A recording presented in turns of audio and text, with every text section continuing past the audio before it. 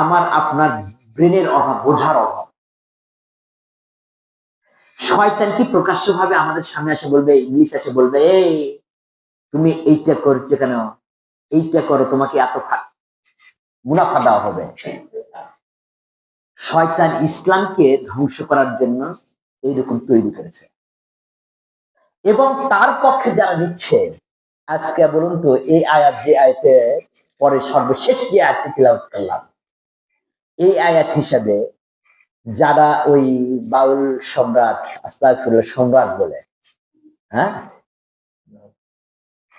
ওর পক্ষ নিচ্ছে যারা, তাদের ঈমান আমান থাকবে। ও তো জাহান্নামের সবচেয়ে বড় কীট।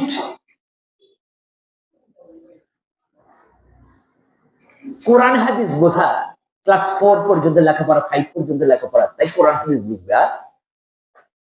এবং বলে কি যে এখন আগে এরকম ছিল না, এখন কত মুফাসসির বার হয়েছে, কত মুহাদ্দিস বার হয়েছে, কত মুফতি বার হয়েছে, কত হাফিজ বার হয়েছে, কত কারি বার হয়েছে।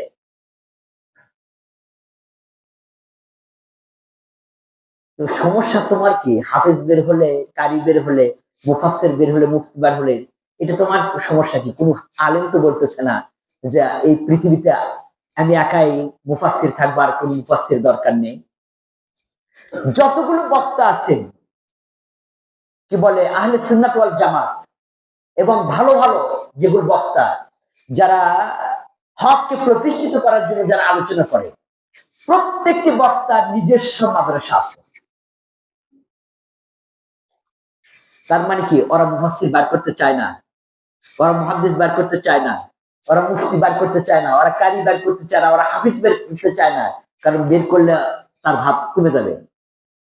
ওরা কোরআন হাদিসকে বুঝানোর জন্য যে যত আমার পরিশ্রম হোক, আমি কোরআন হাদিস যেন বুঝতে পারে, এই জন্য আমি সেই ব্যবস্থা করি।